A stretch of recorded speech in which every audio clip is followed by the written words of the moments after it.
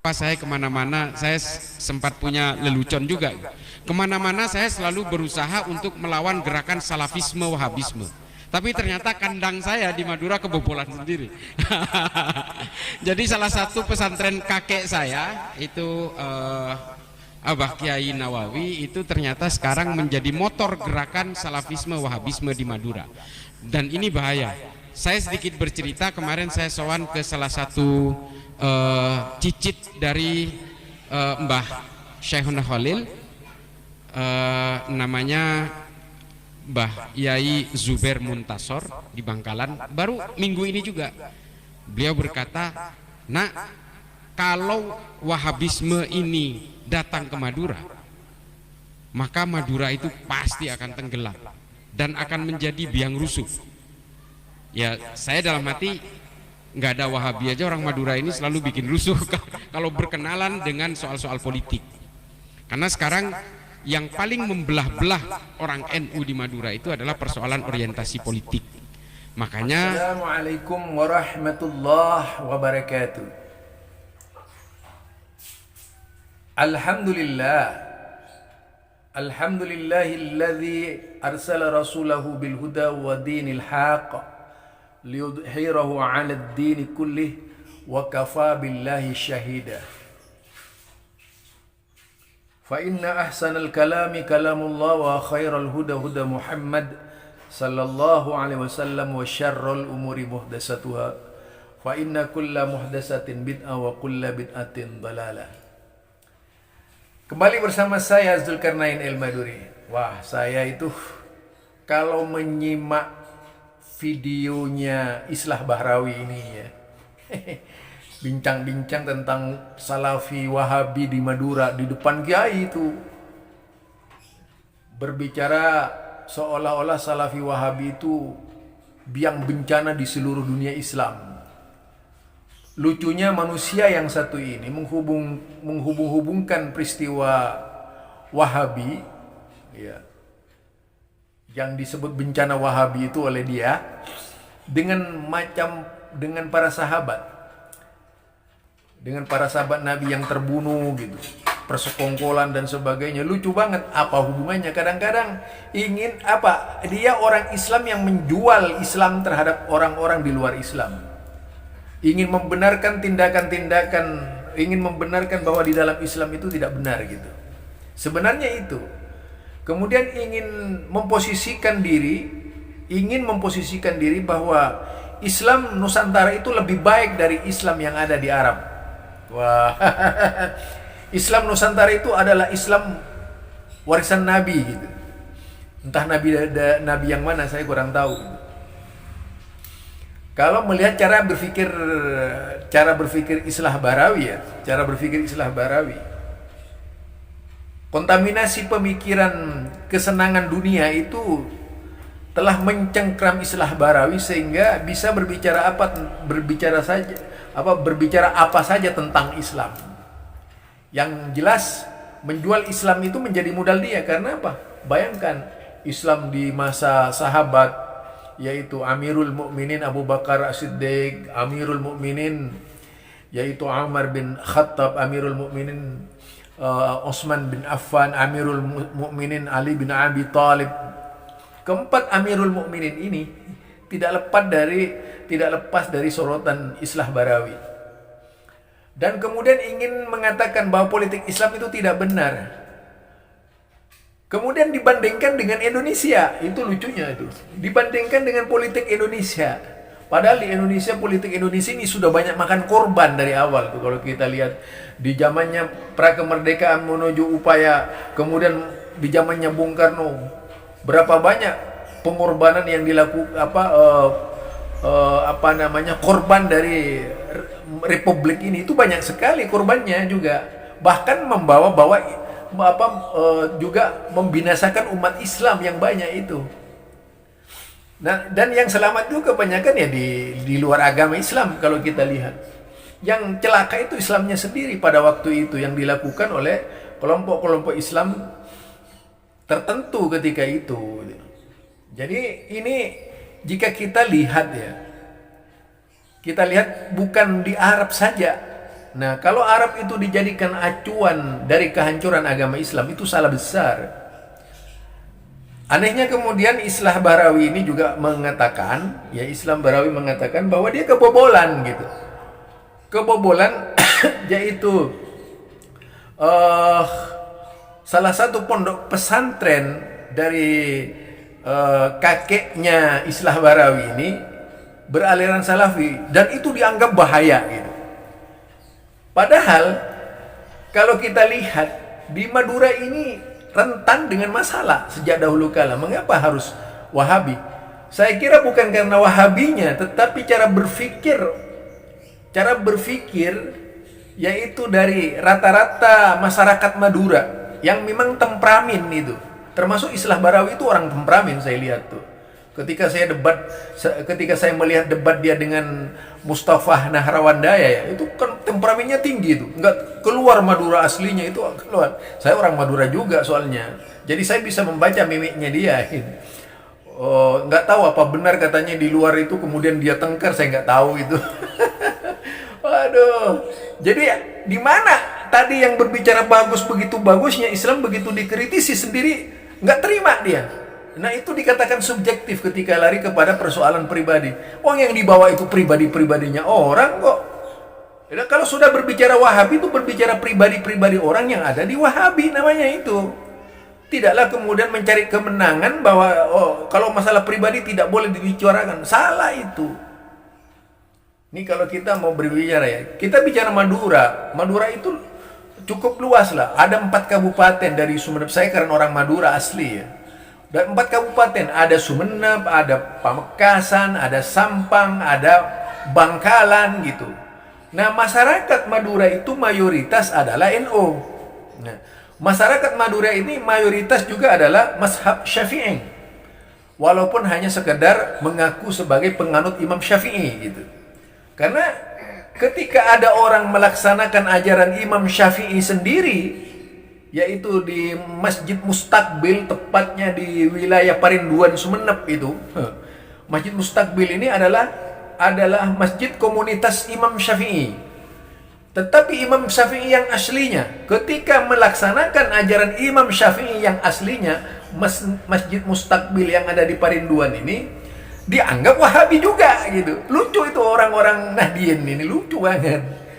Lah, yang lucu juga kan di situ ada seorang kiai yang cukup terkenal, pernah menjadi ketua partai pimpinan daerah Partai Amanat Nasional, yaitu Kiai Wasik Bahar, ya, Kiai Haji Wasik itu ya. Dalam pesantren At-Tauhid, Darut Tauhid apa nama pesantrennya ya. Loh, itu saya sangat akrab dengan kiai tersebut, sangat akrab. Bahkan kalau berbicara ya seperti kakak adik saja saya dengan beliau itu. Karena memang sama-sama di partai. Nah, di situ justru kalau kita lihat beliau mau, padahal disinyalir itu Partai Amanat Nasional waktu itu di zamannya Pak Amin Rais, di zamannya Pak Amin Rais jadi ketua partai. Kiai Wasik Bahar sudah menjadi ketua partai dan dianggap partainya Wahabi gitu. Padahal yang memimpin orang NU gitu, asli NU dia. Itu lagi. Bahkan termasuk salah satu ketua di Persatuan Ulama Madura ya, Ulama Madura itu dia. Kalau saya perhatikan, nah itu banyak. Jadi kalau kita melihat dari sana, orang-orang yang dituduh Wahabi itu kan dulu kalau daerah itu adalah daerah PKS itu dituduh Wahabi gitu. Pada waktu itu masih belum ada permasalahan Salafi, itu Wahabi semua gitu. Tapi biasa-biasa aja kok. Muhammadiyah sejak dulu awal lahirnya sudah dituduh Wahabi. Muhammadiyah itu dituduh Wahabi. Itu sejak dulu zamannya Kiai Haji Ahmad Dahlan sudah dituduh Wahabi itu. Jadi bagaimana kemudian bisa menyatakan bahwa masyarakat Madura tenggelam itu karena Wahabi? Bukan tenggelam karena Wahabi. Memang di Madura itu rentan masalah. Rasa kesukuan yang bersifat afiliatif itu sangat tinggi di Madura. Afiliatif pada kelompok-kelompok yang ada dan pemikir-pemikir yang ada itu sangat tinggi. Nah, kita contohkan saja misalnya di Corak Kalak Asem Bagus itu, di pondok pesantren Asem Bagus ya, yang yang didirikan oleh Kiai Haji As'ad Samsul Arifin misalnya itu.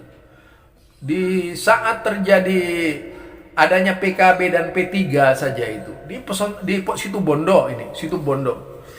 Di situ Bondo itu adanya PKB dan P3. Dari dua kelompok kiai ini sampai tidak boleh sholat. Coba bayangkan, ini apa Wahabi ini? Bukan Wahabi ini. Jadi sampai tidak boleh sholat di partai masing-masing itu, atau di masjidnya orang masing-masing itu dulu peristiwa partai politik PKB dan P3 itu. Nah, ini mengerikan ya. Jadi kalau diakui oleh Islah Barawi tadi, mengakui bahwa itu juga masalah politik, yaitu bisa dikatakan politik kekiaian itu sangat tinggi di Madura. Asal kiainya berbeda, maka umatnya juga berbeda di situ.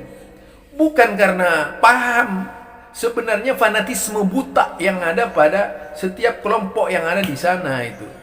Ini yang bisa terjadi, memicu persoalan di Madura gitu, memicu. Jadi yang perlu dirubah itu mindsetnya orang Madura. Jadi Madura itu kalau kemudian menempatkan Madura sebagai suatu anak bangsa yang berdedikasi tinggi, kemudian mampu mempengaruhi seluruh desa, menjadikan Madura yang yang penuh dengan nilai-nilai intelektualitas, baru itu bisa berubah Madura. Jadi Madura itu kan bergrup-grup tadi, masalah desa saja di Madura itu bisa jadi perang ya. Kepala desa dengan kepala desa itu bisa perang, itu satu daerah itu. Sebagaimana yang terjadi di sebuah desa di Pamekasan misalnya, rebutan lahan. Masalah air di Madura itu bisa jadi carok gitu, yaitu irigasi dan sebagainya. Jadi banyak permasalahan di Madura. Masalah wanita di Madura juga bisa menjadi carok. Jadi kalau kemudian dituduhkan kepada Wahabi itu tidak pernah seperti itu kok. Saya kira itu terlalu Wahabi fobia lah menurut saya itu si Islah Bahrawi ya. Kalau kita lihat dari sebuah kalau kita lihat dari sebuah pembuktian yang ada ya, kalau kita lihat perjalanan Muhammadiyah saja, Muhammadiyah dari awal, walaupun ada sebagian tokoh-tokoh NU yang dengan sengaja memfitnah Muhammadiyah dengan berbagai macam cara, tidak terjadi apa-apa kok. Malah Muhammadiyah yang suka ngalah. Mungkin Islah Barawi itu tidak membaca peristiwa ini. Justru yang banyak mengusik Muhammadiyah itu orang NU. Itu, tapi nggak ada dari Muhammadiyah kemudian bereaksi. Yang bereaksi mereka bukan Muhammadiyah gitu. Ini kalau kita baca contoh Idrus Ramli lah. Idrus Ramli ini yang dikatakan singa aswaja ini, wah, kalau menghina Muhammadiyah di sejarah Muhammadiyah itu luar biasa, mengada-ngada sejarah tuh, bikin berita palsu tentang Muhammadiyah misalnya. Ada lagi itu namanya tokoh NU Jawa Timur, dalam hal ini adalah yaitu Kiai Haji Marzuki Mustamar juga. Dia sok tahu Muhammadiyah, membicarakan Muhammadiyah seenak perutnya gitu. Kemudian siapa namanya Habib Alwi siapa itu? Nah, dia juga membicarakan Muhammadiyah tidak pada tempatnya. Kalau kita lihat di Madura itu ada orang sekelas Idrus Ramli yang berada di Jember, walaupun dia Jawa tapi Jawa Madura ya, Madura dia karena orang Jember gitu. Bahasanya juga Madura. Kalau kita lihat teks-teks dalam berbahasa Indonesia itu kan masih lengket juga Maduranya kayak saya gitu.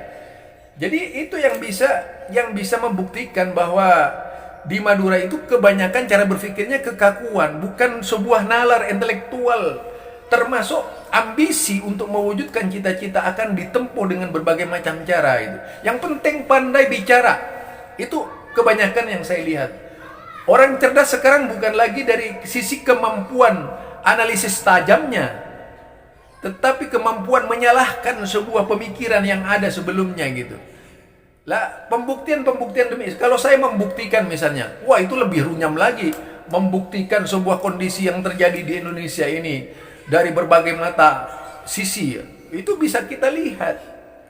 Jadi kita ini ya, yang mungkin perlu diluruskan dari Islah Barawi yaitu, kalau diakui itu sebagai bagian bahwa Madura tanpa Wahabi pun, dia mengakui kalau Madura tanpa Wahabi pun itu ya ribut gitu. Nah memang itu yang kenyataannya. Maka saya buka tadi, coba persoalan partai tadi ya, persoalan partai P3 dan PKB pada waktu baru muncul-munculnya itu, sampai memisahkan ulama-ulama di Madura, termasuk di Situbondo, Madura Situbondo itu, di pondok pesantrennya kalau tidak salah Kiai Haji As'ad Syamsul Arifin ya. Itu dari keturunan beliau sampai masalah P3 dan PKB, karena ada sebagian dari mereka yang afiliasi ke PKB dan afiliasi ke P3 ini, sholatnya saja saling mengharamkan sholat di masjid mereka ini. Jadi ini tanpa Wahabi belum ada yang seperti itu ya. Wahabi belum pernah mengharamkan sholat masalah Wahabi itu. Belum pernah mengharamkan sholat ada, kalau orang NU sholat di masjidnya tidak boleh. Nggak ada itu. Nah kalau di NU itu jelas, seperti Idrus Ramli misalnya, sholat di belakang Wahabi, makruh hukumnya. Ini politik menurut saya, politik busuk, bukan masalah agama lagi sudah. Karena apa? Ujung-ujungnya nanti, tujuannya nanti itu memasarkan pahamnya sendiri, bahwa pahamnya itu paling benar. Ujung-ujungnya ke situ tuh. Ini barangkali yang mungkin perlu mendapatkan telusur lebih jauh. Kebenaran seperti apa yang diinginkan oleh Islam ini? Islam itu apakah harus Nusantara seperti yang dipahami oleh Idrus Ramli gitu? Islam yang ikut Nusantara atau Nusantara ikut Islam? Bagaimana pembuktian sejarah? Oke, dia seorang ahli sejarah. Coba buktikan sejarah sejak Nabi Muhammad SAW dalam menegakkan tauhid. Kemudian lihat ayat-ayat, instrumen-instrumen yang ada di dalam Al-Quran itu seperti apa. Ketika Allah berbicara tauhid, bagaimana penegakan tauhid ketika itu? Itu pasti berhadapan dengan kekuasaan. Pasti berhadapan dengan kekuasaan. Perang-perang itu terjadi kalau kita analisis lebih tajam lagi. Itu tujuannya kan, kalau di dalam Kristen ada namanya Crusader itu, yang disebut dengan perang salib, itu dianggap perang suci oleh mereka. Tapi mengapa ketika Islam berbicara perang itu tiba-tiba dicap teroris? Wow, bahkan yang berbicara orang Islam gitu, menjual Islam kepada orang-orang di luar Islam. Mengerikan itu. Ketika umat Islam menjadi corongnya orang-orang di luar Islam, itu paling bahaya.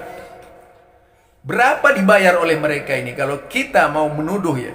Berapa dibayar? Itu tidak gampang saudara menjelek-jelekkan Islam di depan orang-orang Islam, di depan orang luar Islam dan sebagainya. Apalagi di dalam dunia sekarang ini, melalui YouTube didengar oleh seluruh dunia itu, dibaca oleh seluruh dunia. Nah, tanpa uang bagaimana bisa kemudian menyuarakan anti-Islam? Apa maksudnya gitu? Kemudian yang diselipkan itu kok Islamfobia. Artinya kalau kita pahami, kalau kita simpulkan dari perkataannya Islah Barawi, kalau Islam itu bahaya memerintah, Islam tidak boleh berkuasa. Kalau Islam menjadi kekuasaan, menjadi alat politik, cukuplah Islam menurut cara Islah Barawi berpikir gitu. Maunya begitu dia itu. Islam yang benar itu menurut Islah Barawi. Yang tidak benar itu kalau mengikuti sejarah itu tidak benar gitu. Begitu maksudnya, seolah-olah ya, kalau saya lihat cara pandangnya begitu tuh bahaya juga cara berpikirnya Islah Barawi. Sehingga ingin membungkam seluruh coba apa yang diucapkan oleh Islah Barawi pasti berkaitan dengan politik. Kemudian tidak boleh politik Islam itu diharamkan, seolah-olah begitu tuh. Dia ingin mengatakan begitu. Kemudian yang ditampilkan yaitu politiknya dia sendiri. Jadinya politiknya Islah Barawi itu lebih kuat dari Islam. Maunya begitu tuh. Yang lebih tepat kalau mengikuti langkah-langkah pemikiran sebagaimana yang disampaikan oleh Islah Barawi. Ini lebih bahaya saudara. Karena apa? Akhirnya yaitu pemikiran tunggal yang harus dianut oleh semua orang, bahwa mazhab yang dikeluarkan, dibicarakan, diangkat oleh Islah Barawi lebih benar dari sejarah yang pernah ada dalam Islam. Karena apa? Semua sejarah itu tidak ada yang dinilai baik oleh Islah Barawi itu. pertempuran yang diangkat, pertempuran. Tidak pernah membicarakan apa yang dibangun oleh Abu Bakar, apa yang dibangun oleh Omar, apa yang dibangun oleh Utsman, apa yang dibangun oleh Ali. Tapi yang dibicarakan perkara-perkara yang pelik yang terjadi ketika itu. Kalau mau di Indonesia bisa diangkat perkara-perkaranya seperti itu juga. Banyak di Indonesia itu. Apalagi Indonesia ini kalau kita lihat masih berumur baru, sangat baru sekali gitu. Yang tentunya itu perlu perhatian. Baru tahun 45 kok merdeka gitu. Dilihat dari kekuasaan Islam yang ada di Nusantara pada waktu itu, masih lebih kuat Islam Nusantara ketika itu, yang benar-benar berada di bawah garis Islam ya. Bukan Nusantara Islam Nusantara New Nusantara sekarang ini, dalam pengertian yang banyak dikebiri, banyak didistorsi dan sebagainya itu. Jadi itu barangkali ya sekedar ini. Dan kalau kita melihat dari nalar Bahrawi tadi itu berkaitan dengan politik-politik yang terjadi di dunia Islam ini, jelas sekali bahwa seorang Islah Bahrawi ini dia juga adalah pemikir politik yang mengesankan bahwa dia datang di dalam kelompok Islam untuk membawa cara berpikir umat Islam ke dalam politiknya Islah Bahrawi. Itu namanya yaitu politik tunggal dia, politisi tunggal yang berbicara atas nama yaitu NKRI, kebangsaan dan sebagainya. Tapi pada intinya itu adalah sebuah formula yang dikembangkan oleh Islah Bahrawi, ingin membuat semacam tesis ya, bahwa saya harus berhasil menciptakan Islam seperti apa yang saya kehendaki. Itu tesis dia itu. Artinya di sini harus ada sintesis, antitesis yang dilakukan oleh Islah Bahrawi, bahwa apa yang dilakukan Islah Bahrawi itu salah gitu. Barangkali itu dari saya, Zulkarnain, yang tidak pernah ke Amerika, cukup di Madura sajalah. Kalau ke Amerika itu keterlaluan berorientasinya. Di Amerika itu orangnya anti-Islam, kok kemudian kita menuntut ilmu di tempat anti-Islam. Ini tempatnya orang kafir misalnya. Kita menuntut ilmu di tempat orang kafir, menuntut ilmu Islam di tempat orang kafir. Kira-kira Islamnya seperti apa gitu? Taruhlah kita ini adalah negara kafir.